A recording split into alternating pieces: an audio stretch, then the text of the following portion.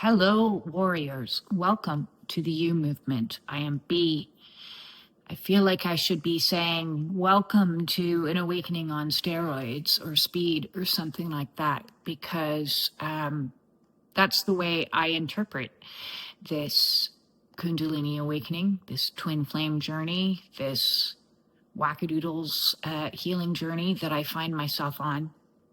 And today I want to talk about what's coming up and the shifts in perception that are currently happening. Much ego death has been happening in the last couple weeks. I've been talking about letting go of the spiritual warrior that has been a massive part of my life. And with that is also a dying of the twin flame storyline.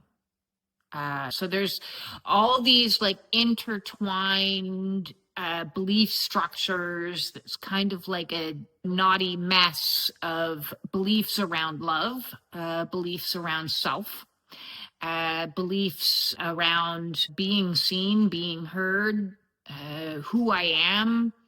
Who am I? That still seems to be up for discussion as these old egoic identities begin to crumble and fall as they're no longer needed. Because the fact of the matter is, the battle that I was in is over. And I am in this very bizarre recovery phase that could be called the void. There's a term that is the void, and which is after you've gone through an exceptional amount of battles, shifts, changes, ego deaths, tower moments, dissolving identities, collapsing careers and collapsing marriages and collapsing living situations and moving multiple times and legal battles and health concerns and sobriety, recovery. That's a lot. That's a lot. It's a lot. And I haven't fully been able to integrate everything that I have survived over the last 7 years. I'm still integrating that. And in so doing, I'm in a place right now where there is so much questioning of what the fuck happened to me. Not only what the fuck happened to me in my life, because even that I'm seeing through a new perspective. And sometimes it isn't until you start telling your story to people as opposed to a camera, because cameras are non-reactionary, which is why it's been very useful for me.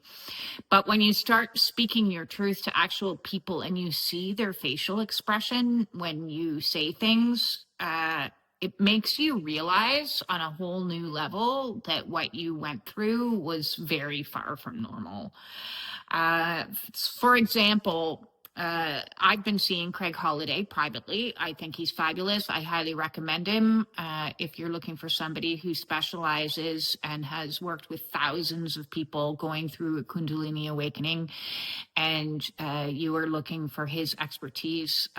So today we were talking about the stuff that's coming up for me in this void energy, and how I'm really struggling in the void because I'm used to doing. And in this, I was explaining the spiritual warrior has been fighting through all of these things. And he was asking, could you give me some examples? And so I had given some examples of some of the things that my mother had said to me that you all are aware of.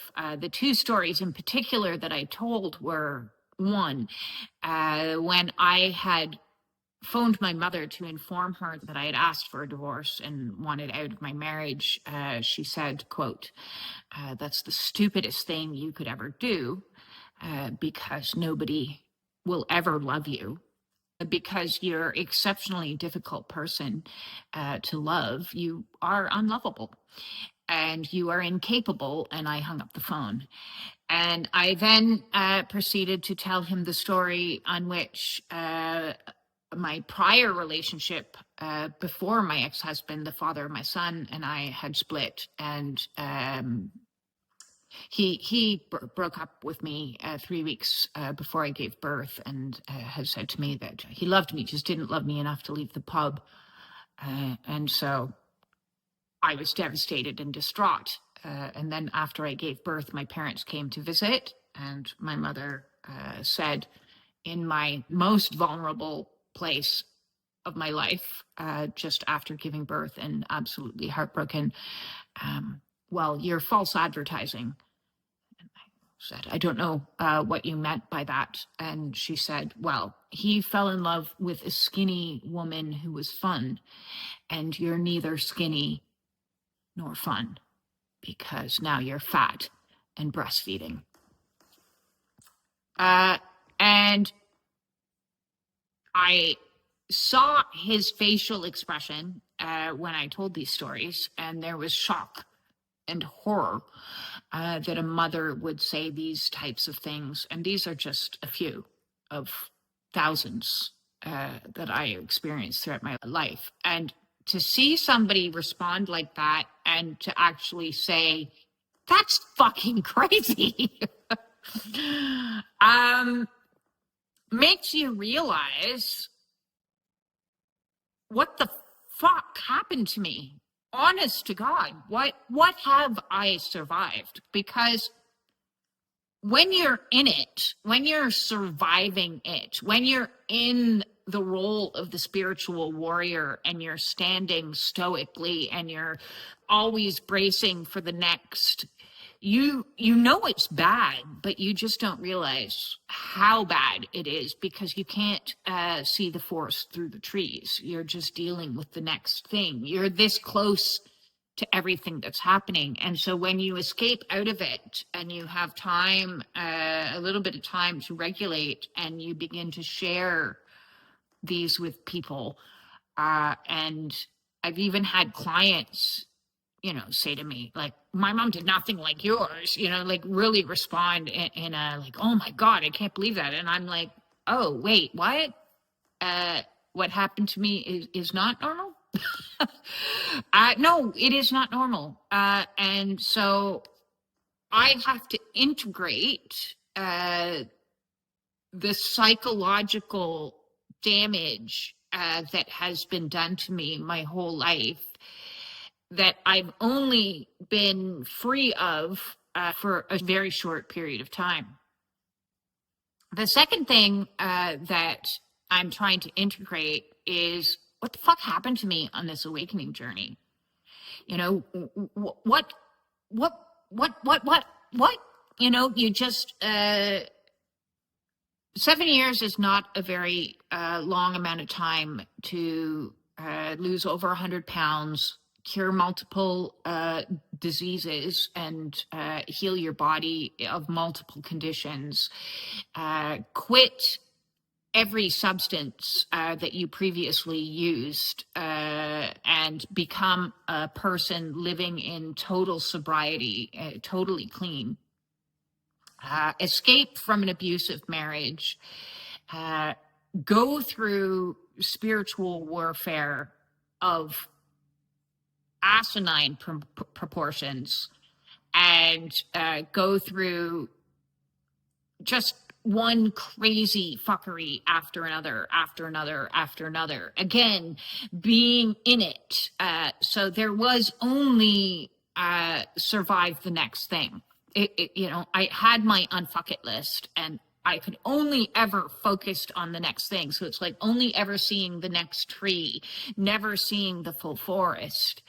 And it's been since February, so we're talking 6 months since I'm been divinely moved into a place of protection. And I've been trying very hard to integrate what happened to me as a child, what happened to me throughout my life, what happened to my marriage, like what? Like, the reality of that switched so insanely, going from having cognitive dissonance, believing that it wasn't that bad, to finding out he basically belongs in prison and basically has evaded prison, even though he has done criminal acts and lacks any moral compass whatsoever. So, although I am not in any position to label him, I think narcissist is being nice. I think sociopath or psychopath, or, one of the dark triad, or demonic is probably closer. And the fact that I survived that, and I'm still trying to piece together 2023. Like, 2023 was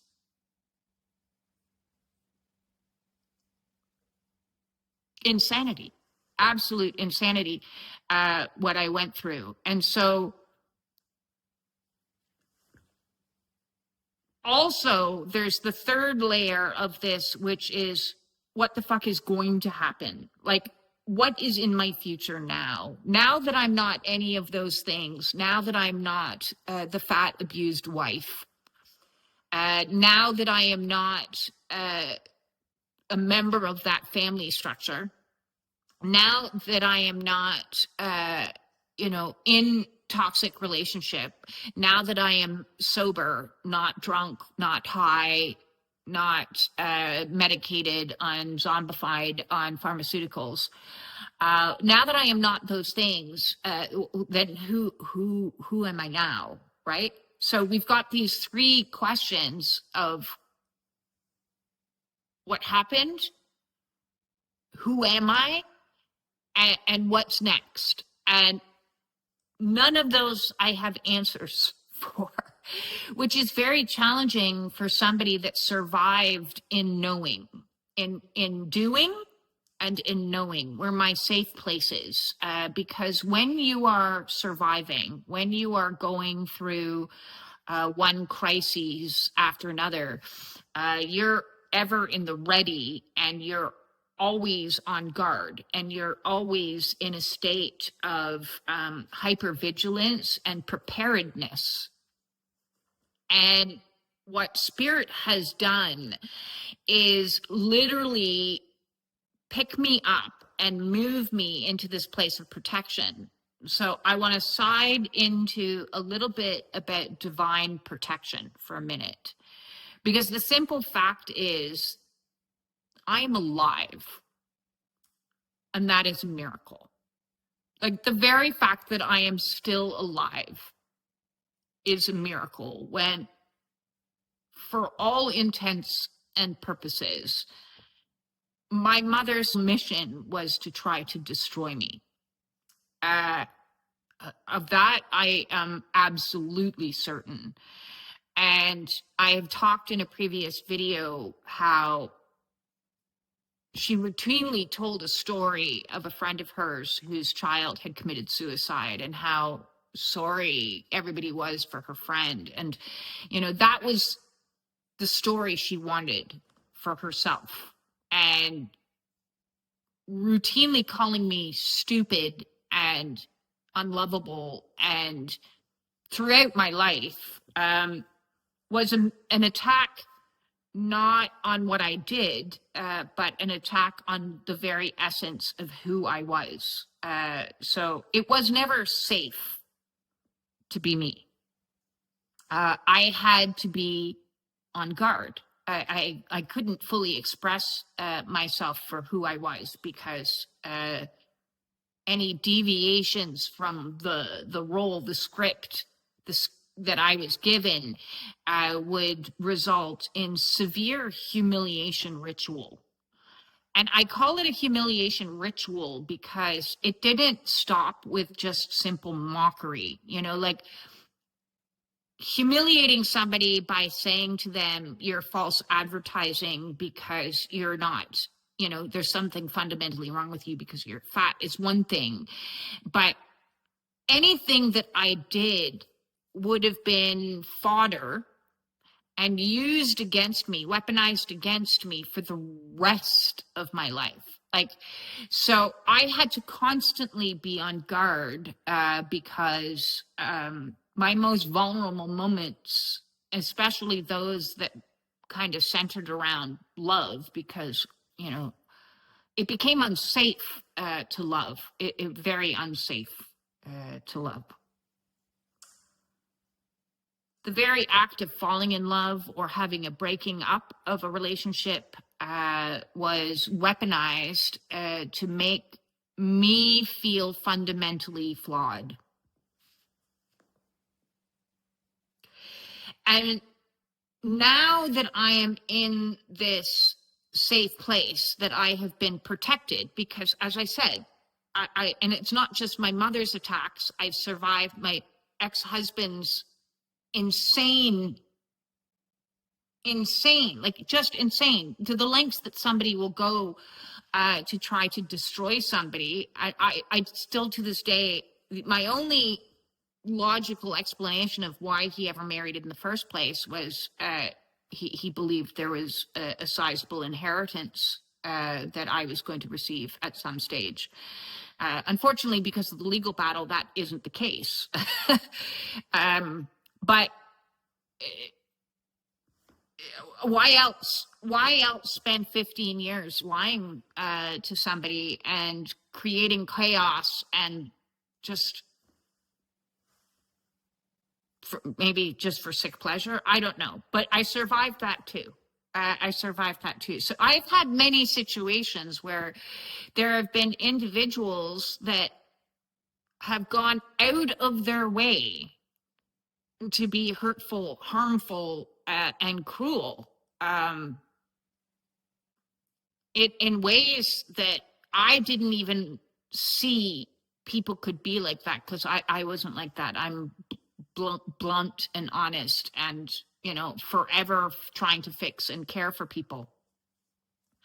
So the very fact that I am alive here sitting today is divine protection.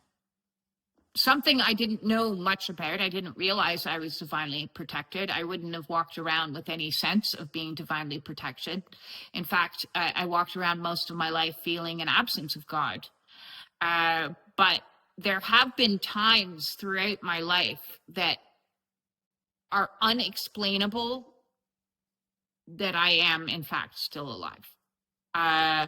Even like the irony and the timing of certain things. So let's go back to when I got hit by a bobcat in the trailer park, hitting the trailer. I didn't get hit physically. It hit the trailer that I was in, and I banged my head when it hit the trailer that I was in.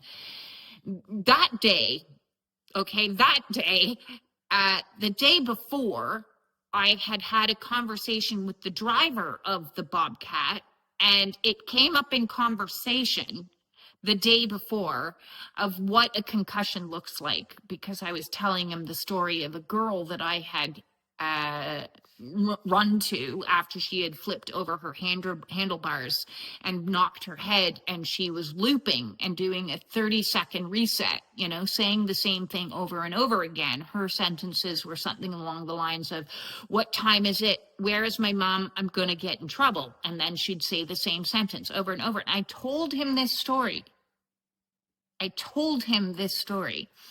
And then the next day, after he hit me, I had gone running out of the trailer outside and was screaming and doing that. I could hear myself doing it, but I couldn't control it. And I was saying, I am autistic. I have CPTSD. I need to regulate my nervous system. And I said that for 20 minutes solid on repeat until I could get my brain back online to speak. The night before, I also was divinely instructed to send a copy of my will to my son. And so Spirit knew something was going to happen before I knew something was going to happen. And when Spirit said, get the fuck out of here, I got the fuck out of there, like as fast as I could. I ended up moving in 9 days, repacked everything and moved into a B&B that cost me thousands, but that we won't get into that. I needed to escape, and I escaped quickly. The point being is divine protection. Now, this concept is relatively new to me as somebody who was not raised in church, but it's very familiar to me now that no weapons that have been formed against me shall prosper. That is one bit of Bible scripture that's been huge on this for me, because all these things that have been attempted to be used against me in the long run, although might have cost me, my legal battle cost me hundreds of thousands of dollars. So be it. I'm free from it and I'm alive. And I'm going to let karma work its magic there. I'm going to let karma work its magic on the people in the trailer park. I'm going to let karma work its magic on my ex, and I'm going to let karma, karma's already worked its magic on my mother because she's no longer here. So divine protection has been a strange thing, because as I was in the warrior, I was also not realizing I had a war going on in the spiritual realm, fighting on my behalf, protecting me as I was going through absolute insanity. And now I am grounding myself into a new level of what it is to be safe, what it is to be able to down regulate my nervous system for the first time and heal. And I have to say, it was very reassuring today to be told, when you've been in battle that long with that extreme circumstances, it's going to take time. It's going to take a lot of time. And I've been not exactly friends with time. Patience has never been my strong suit. As I said, my strong suit is doing and knowing. And in this void space of recovery has asked of me to be and not know, trust, neither of those. So now we've got trust, faith, protection, and not knowing, and time, all to kind of integrate into a new reality so that I can learn to soften and I can learn to receive. And so because of this, the learning curve is extreme, as I'm letting go of the woundings that have been done to me. I am trusting that God has my back and I am protected, which increases my amount of faith and safety that it's okay for me to take this time to recover, and let go of the things that helped me survive, because the things that helped me survive aren't the same things that are going to help me thrive. The things that helped me survive was the persona of the spiritual warrior. I had to become that I had no choice. I had to learn strength. I had to learn agility. I had to learn flexibility, adaptability. I had to learn resilience. Moving forward, I have to learn faith. I have to learn receptivity. I have to learn connection. I have to learn trust. And I have to learn to navigate patience. You know, it's a different set of things. I have to let go of the doing and step into the being, and that is very challenging. I have to let go of the knowing and the constantly seeking information, and rely on faith, blind faith. These switches are very difficult. I also have to let go of the twin flame journey. And what I mean by that is, for the longest time, getting me through what I've had to get through over the last 5 years, you know, when you go down the rabbit hole and you start researching what twin flame and what does it mean, you know, this catalyst soul comes in and activates you, and activated in me the warrior, the what I needed to escape, and what I needed to get sober, and what I needed to endure, and what I needed, like all of this, you know, it was like an influx of strong masculine energy that I needed to get through. And with that comes the story that, you know, if you just heal enough, and if you just clear enough, and if you just move all the blocks, then eventually you're going to get to the end, and they're going to be waiting for you, right? So in my mind grabbed hold of this very, very tightly. And it was like there was a light at the end of this battlefield, this dark, arduous battlefield. There was a teeny tiny light that I kept holding on to, as in hope, that if I just heal enough, if I just learn to drive, if I just hold on, if I just sell my house, if I just all the things, then at the end, I would receive some sort of reward, and divine love would be there for me. And over the last week, I've been really forced to grieve the life that was in reality, as opposed to the life that I deluded myself to think was not so bad. You know, the question of what the fuck happened to me. I'm grieving the life I didn't have. Okay. The seeing it is reality. I'm grieving what the hell this awakening process has put me through, and the transformations that I've gone through at such an insanely rapid rate. And I'm grieving that I got here, and it's like the light that I saw was just a mirror, and it was me that had like a head torch on, and so the light that I was seeing was just a reflection of me, because when you get to the end, there's you.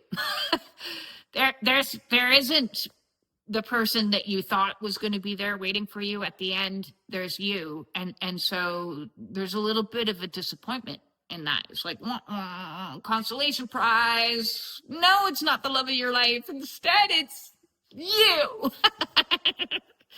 And you don't even know you, because you don't even recognize you, because you have for all this time had to be other people to get you to where you got.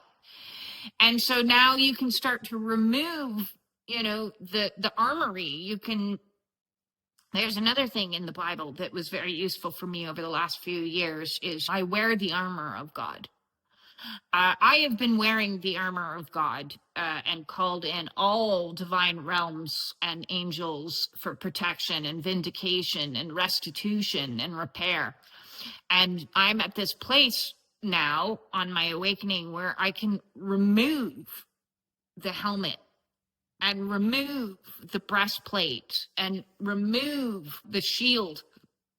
And even talking about removing the helmet, interestingly, yesterday I went and got a Chinese massage on my scalp, and it hurt. Like, oh my God, it hurt. It like was breaking up. It felt like it was breaking up the fascia and the muscles that was like concrete, because when you're being humiliated routinely by people, you have to pretend that you are not affected. And so your natural instinct to make a face of absolute horror and pull everything up is frozen as you try with every single micro muscle to be unaffected. And so all the muscles in my head and my jaw and my neck, are pretty bad. That was one thing one of the dentists had said to me, when I was about all these dental issues. He's like, what the heck is wrong with your jaw? You've got like golf balls in here. Please go start getting massages on that. Because you're constantly holding your face like this. And so when she was breaking up the fascia, it was like breaking through the helmet that I had been wearing all of my life, all of my life, for my own protection. And something in me when she was doing in that released. And it was the weirdest sensation, because all day after that, my face was kind of like I couldn't move it at all. It was like I had just had Botox all over my entire head and face. I was just like I couldn't talk to anyone. I did later in the day have a conversation. They're like, wow, you look really relaxed. And I'm like, I can't move my face. Because we hold all these traumas in our muscles, as Bessel van der Kolk has written about in his book, The Body Keeps the Score. If you haven't read it, please read it, but it is a difficult read. And this was like clearing something in the crown chakra as the Kundalini has been trying to punch through from the inside out. It's felt like something on the inside of me is like punching the top of my head in the crown. And then she's breaking up things, and it's now like all cracked. There's still more clearing to do. I can't do it right now because it's sore. But the protections that I've needed to wear, the divine armor of God, I can now let go of. This is my softening era. This is my recovery time. And I didn't know it was going to take this long to recover. I also didn't know the extent of that which I was recovering from. I really didn't. There is so much I haven't actually shared, believe it or not, considering I've done over like 1,000 videos. I've shared a lot, but there's much I haven't shared. And I'm still and will for a while be processing through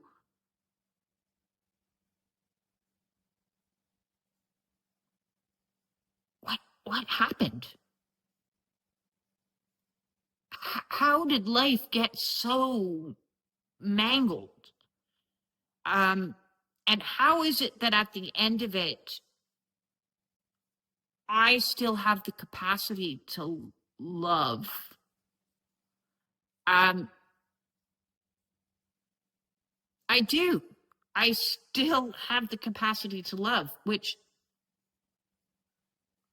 the capacity to trust has definitely shifted, but the capacity to love and be kind to people who have suffered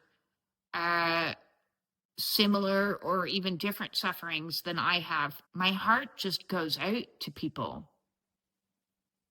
It just breaks my heart even more to think that it's not just me that has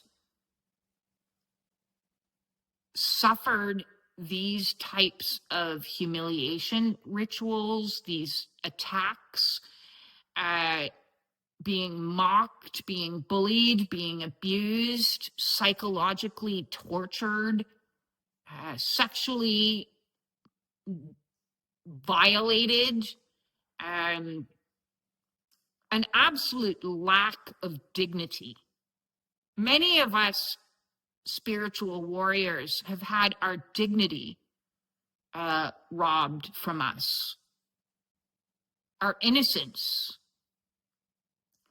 And today, where I'm at is about reclaiming my dignity.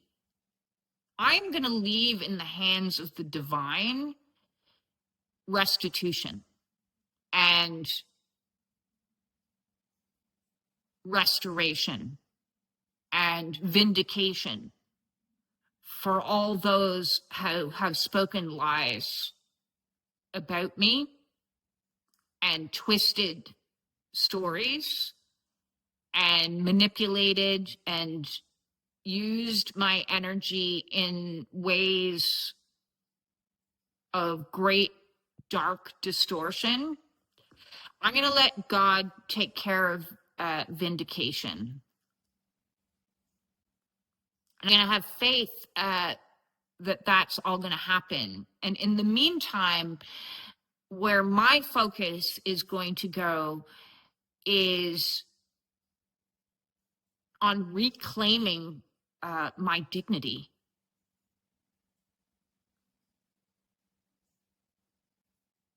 I think those who have done me wrong know who they are.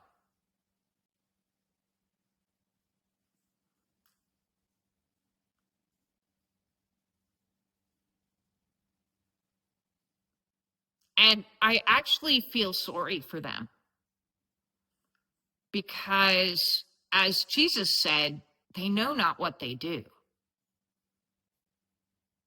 When people use and abuse and manipulate, they have no idea what's in store for them. And I don't mean by my hands, I'm not doing anything.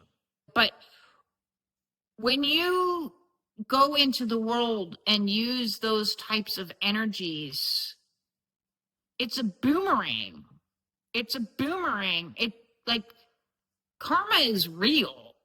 It's not about, you know, looking at me and not seeing my value and thinking that you can get away with something. It's what you put out, you get back.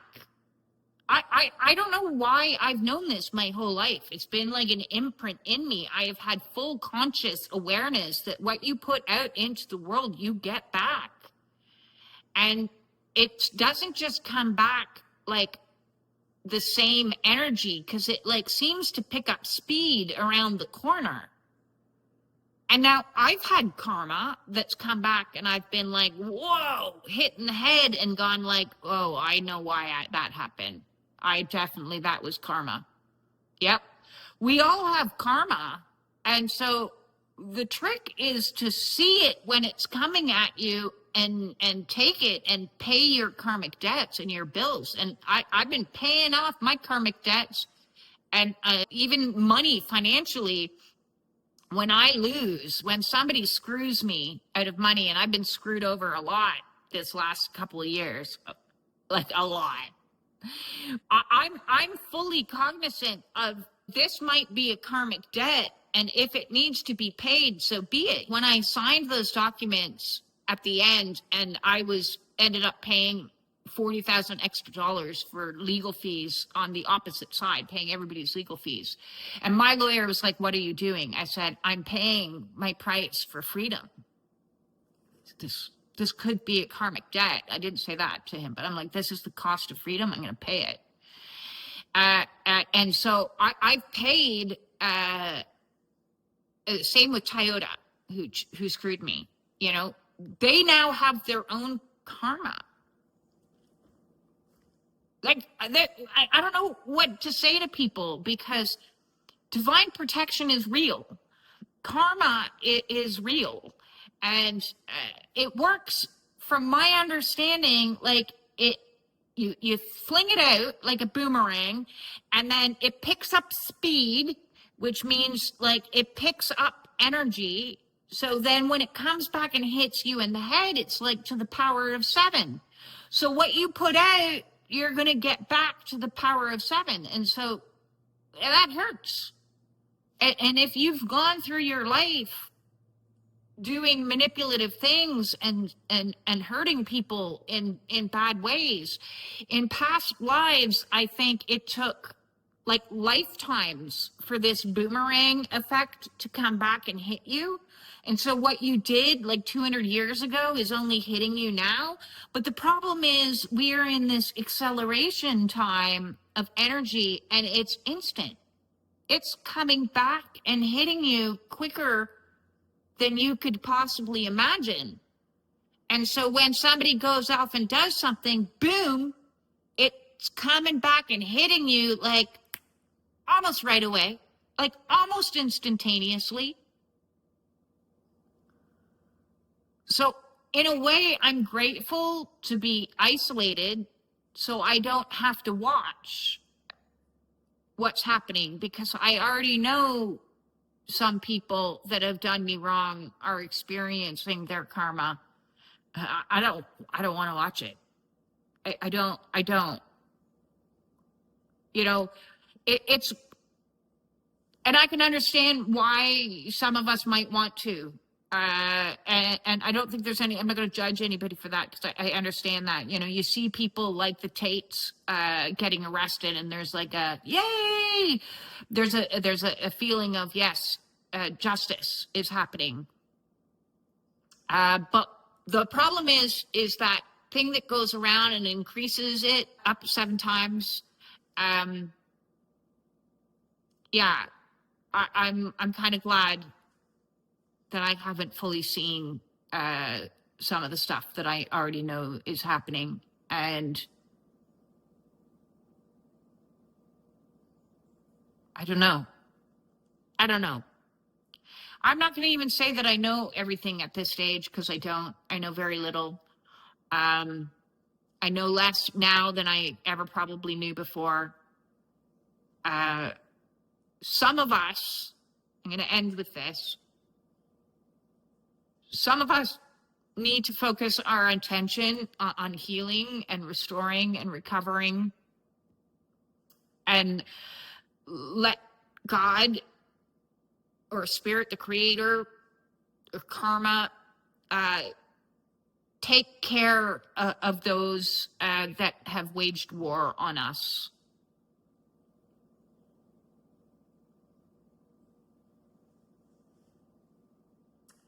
I pray that all of us get restored. All that has been taken under manipulative means gets returned to the power of 7. And all that has been, all the fuckery that all of us have had to deal with gets righted. I want to leave us all is a prayer that those who have had their dignity stolen have their dignity returned. Those that are suffering health issues from the battles they've been in be returned to health. And that we all learn from the teachings of Job, which is to sit in patience for divine time to make right all of the wrongs. With that said, I am sending absolutely everybody out there who has struggled on this path in this life all of my love, all of my compassion.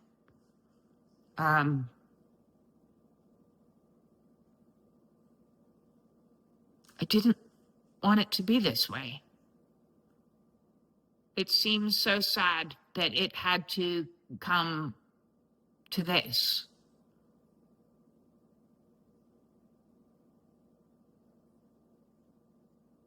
It's crazy to me that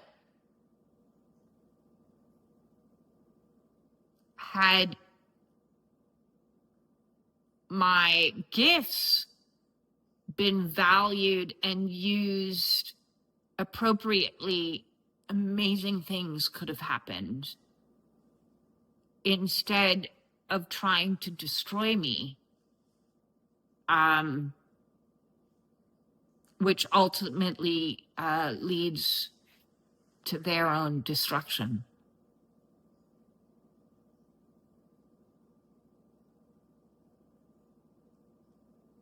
It's sad.